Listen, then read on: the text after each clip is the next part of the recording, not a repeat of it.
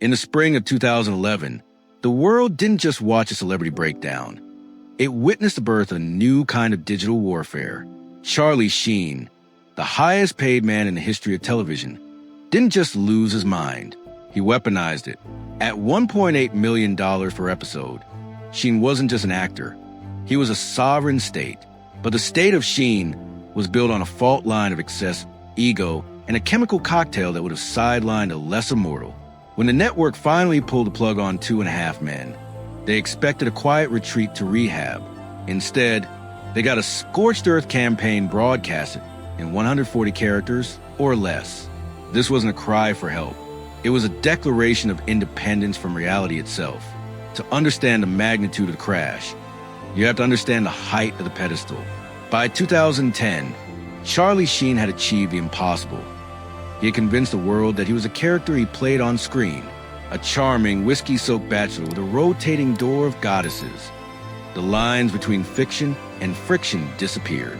Warner Brothers and CBS were essentially paying Sheen nearly $2 million a week to show up and be himself. It was the ultimate enabler's contract. When you pay a man that much money to behave badly on camera, you lose the moral authority to tell him how to behave off camera.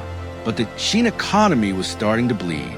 Late arrivals, incoherent rehearsals, and a growing hostility toward the show's creator, Chuck Lorre, created a toxic atmosphere that no amount of ratings could justify. The industry calls it unprofessionalism. Charlie called it winning.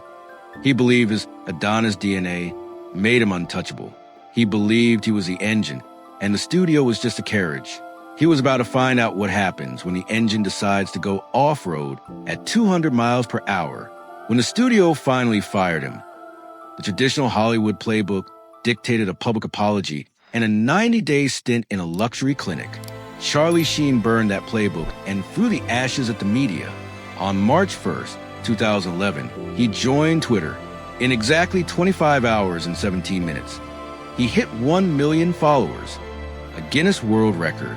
He didn't need a publicist. He had a direct uplink to the collective consciousness of the internet. He bypassed the gatekeepers and began a series of Sheen's Corner webcasts from his home, which he dubbed Sober Valley Lodge. It was raw, it was unfiltered, and it was terrifying.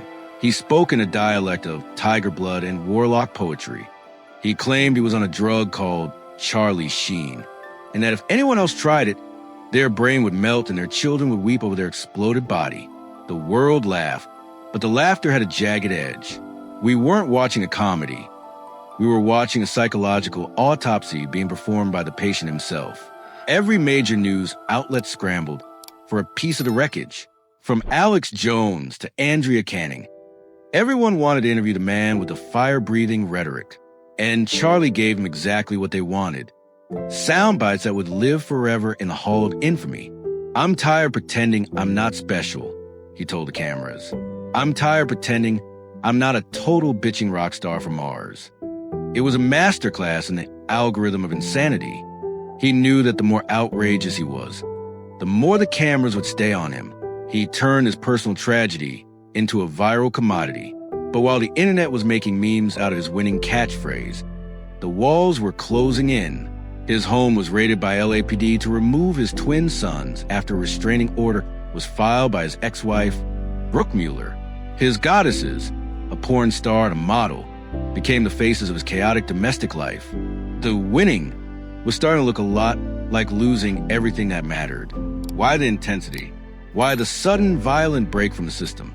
Retrospect gives us a darker lens. While Charlie was screaming about tiger blood and magical elves, he was harboring a secret that would have ended any other career instantly. The manic energy, the desperate need to control the narrative, the public lashing out. It wasn't just the drugs. It was the behavior of a man who knew his time was running out. He was fighting a war on two fronts, one against the Hollywood establishment, and one against a diagnosis that he had been hiding for months. He had spent millions on hush money to keep his medical status out of the tabloids. The winning campaign was a smokescreen.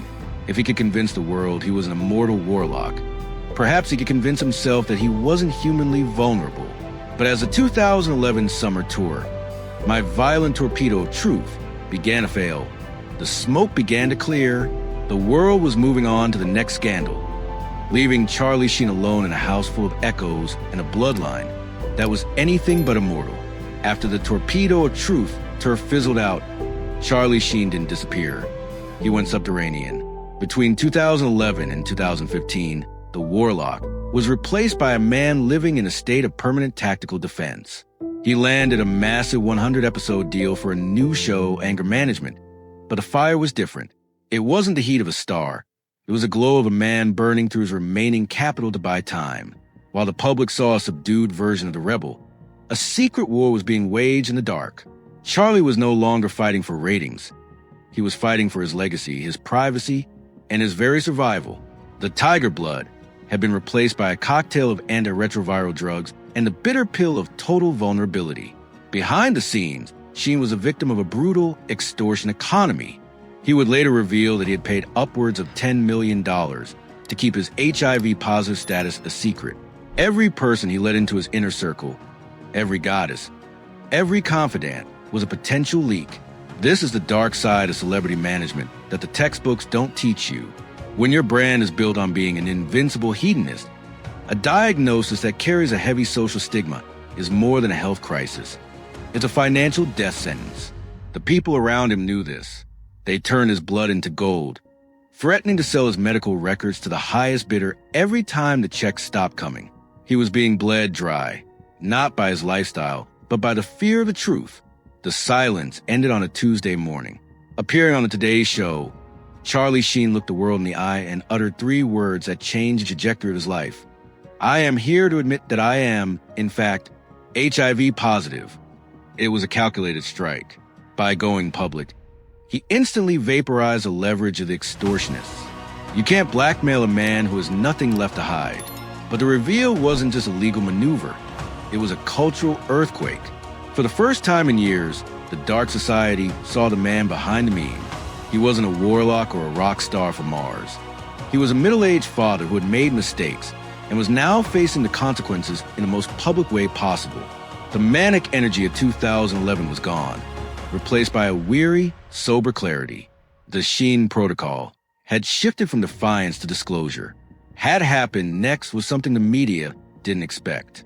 Instead of a wave of condemnation, there was a massive public health surge.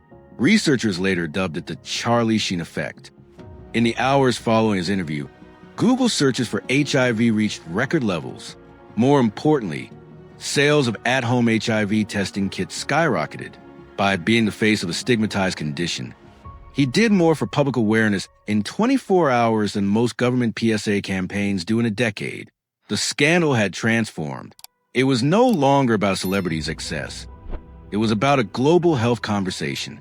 Charlie Sheen had inadvertently become a catalyst for transparency, proving that even in the darkest corners of a public collapse, there is room for a strange kind of utility. But the cost of this transparency was total. The Adonis DNA was officially dead. The roles stopped coming. The $1.8 million paychecks were a distant memory. He sold his mansions, settled his lawsuits, and retreated into a life that was finally, for the first time in 30 years, private. The public image of Charlie Sheen, the wild man who couldn't be tamed, was shattered. In its place was a man trying to figure out who he was without the cameras, without the drugs, and without the armor of winning. The fall was complete. But in the world of the dark society, every fall is just a setup for the most difficult act of all, the long, slow climb back to the light. To understand the rebranding of Charlie Sheen, you have to understand the depth of the crater he left behind. By 2017, the winning brand was toxic. The lawsuits from former partners regarding his health status were mounting, and the industry had effectively blacklisted him. But here is where the protocol shifted. Most celebrities in this position double down on the chaos or disappear entirely. Charlie chose a third path, total de-escalation. He stopped fighting the narrative and started dismantling the myth of the warlock piece by piece. The turning point wasn't a PR meeting. It was a morning in December 2017. Charlie has often recounted the story of being unable to drive his daughter to an appointment because he'd been drinking. That was the ego death moment. For the next 6 years, he went quiet. This is a dark society's most effective tool, strategic absence. By removing himself from the tabloid cycle, He allowed the public's outrage fatigue to set in. He traded the tiger blood for a focus on being a single dad, a narrative shift that humanized him in a way no sitcom ever could. He wasn't a god or a warlock anymore. He was a parent in recovery. If you want to talk about a masterclass in public image recovery, you have to talk about the great piece of 2023. For over a decade, the feud between Charlie Sheen and Two and a Half Men creator Chuck Lorre was the stuff of Hollywood legend. Lorre had literally dropped the piano on a Sheen double in a series finale. But in a move that shocked the industry, Sheen reached out. The rebranding wasn't complete until he made peace with his biggest enemy by joining Lorre's new show Bookie in a recurring role, playing a heightened, self-aware version of himself. Charlie signaled to Hollywood that he was safe to work with again. He proved he could laugh at the very madness that nearly destroyed him. Today, in 2024, the Charlie Sheen protocol is a case study in legacy reclamation. He isn't the highest paid man on television anymore, and he likely never will be again, but he achieved something rarer. He survived the 21SD Century's first major viral cancellation. He's now positioned as a survivor statesman of Hollywood's wild era. His interviews focus on the lessons of sobriety, the realities of living with HIV, and the importance of showing up for his kids. The sharp edges have been sanded down, replaced by a self-deprecating wit that feels earned rather than performed. So, what is the final lesson of Charlie Sheen? It's that no scandal is permanent if you are willing to outlive your own reputation. He ran the gauntlet of the dark society, from the heights of 90s stardom to the depths of mid-2010s meltdown. He showed us that winning isn't about the absence of failure. It's about what you do when the world finally stops watching. Charlie Sheen didn't beat the system. He just waited for the system to change. And then he walked back into the room as a different man,